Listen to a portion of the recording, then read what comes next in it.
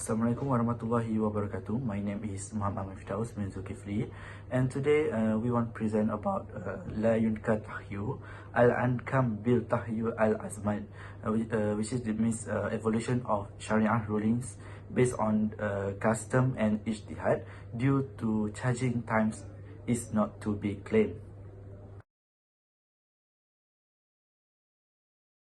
Okay, the first one is about introduction. This method include method in majalah al-ahkam al-giliyah by using term evolution of Sharia rulings based on custom and ijtihad due to changing times is not to be denied. And it's not based on the words of Salaf scholars. There is a meaning that this strategy is the laws that alter are laws based on custom and custom. This is since changing periods result in changing human requirements, and as a human needs evolve, so will habits and traditions.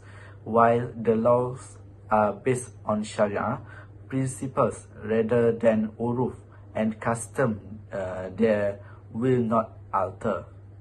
Uruf is what human spirit perceives by common sense, and it is also accepted through natural tabi'i. Any law regarded rational by reasons and always held and referred to humans is referred to as a customs. Al-Jurjani's definition demonstrates the resemblance between uruf and adat, which include genuine items adopted and acknowledged by most people in general. Okay, next about definitions. It cannot be denied that change in rulings follow change in time. Change in situation and conditions have a great impact on Sharia rulings derived from ijtihad. This is because whatever Sharia rulings were derived based on people's custom and traditions would change according to change in the customs, practice, and traditions of people. However, rulings that are proven by a text of Sharia sources cannot be changed. The injunction of Islamic law aim to achieve the fundamentals of Sharia, such as establishing justice, accruing benefits, and preventing harms. Obviously, all these are related to customs and the means of times. There are numerous Sharia rulings that are useful for a particular period, but after one or two generations, they may no longer be able to meet the objective.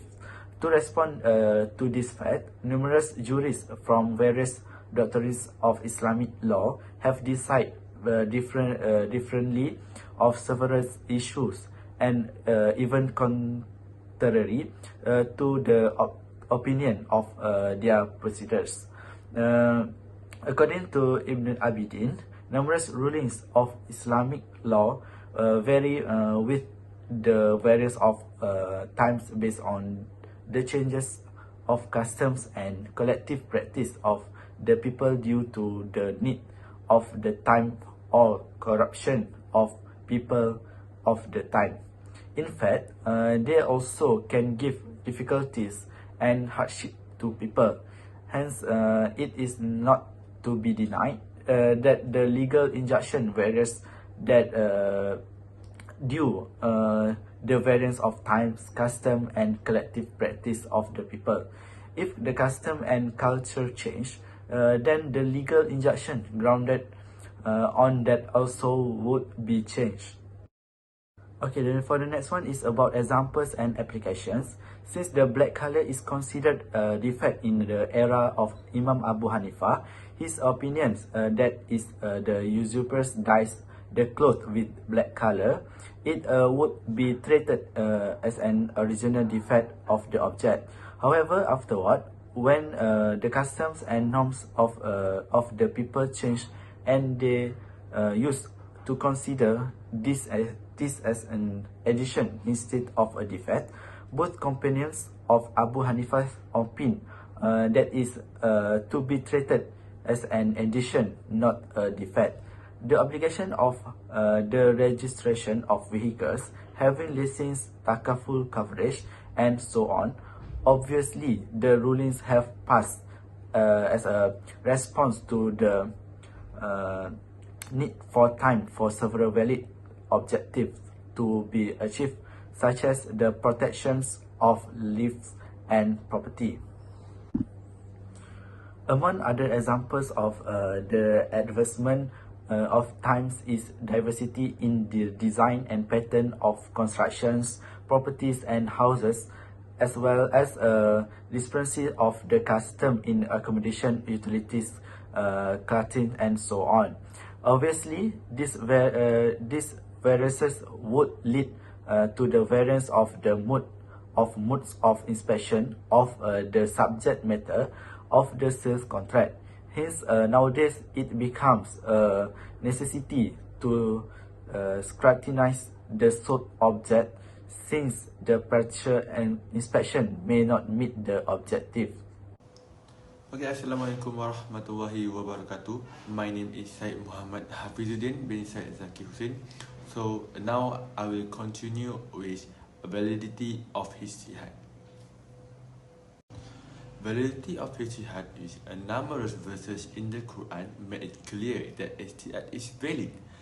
The value and relevance of ijtihad are mentioned in 13:3-4 and 4:1-5 in Al-Quran. The usage of ijtihad by qiyas is supported by numerous verses.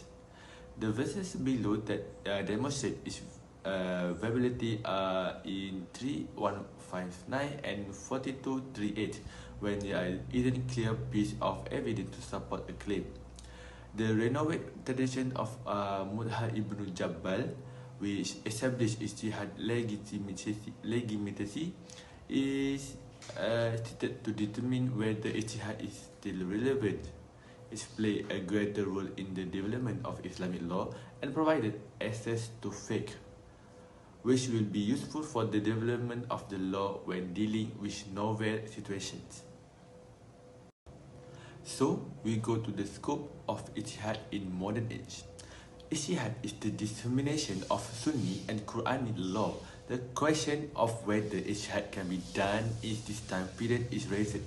The gate of ijtihad, in the perspective of Sunni academics, are now closed because all of Islamic law's norms were decided in the 10th century. However, experts disagree with the idea of locking the ijtihad gate. Closing the ijtihad gate signifies that there is no longer a need to create a new school of truth. Hence, they cannot exist. Ijtihad hold the current issues and attempt to resolve them in accordance with Sharia law by utilizing the original source, which is the Quran and Sunnah, and the norm of Islam. Islamic law has been modified through legislation to meet the demands of the modern world. Modern jurists make a complete effort to maintain the relevance of Islam in a contemporary society and are able to provide solutions by appreciating the demand of the contemporary day. Islamic laws are founded on those beliefs which apply to all humans in all areas. They are not just a certain individual, era, or generation. Ijtihad is illegal to use by jurists as a legislative function for every new topic, and it is derived from primary source. Okay, for the conclusion, we summarize it in 3 points. The first point is Islamic law, known as Sharia, established guidelines for Muslims to adhere to in terms of their bodily, mental, and spiritual conduct. The second one is the divided all human behavior into 5 separate categories, which is required, advised, allowed, discouraged, and banned. Riba, the giving and receiving of interest, high risk wagering, prostitution and alcohol use are all forbidden. And the last one is the foundation of Islamic commerce is the conviction that trade should be carried out in a morally upright and advantageous way, as well as the idea of free sharing.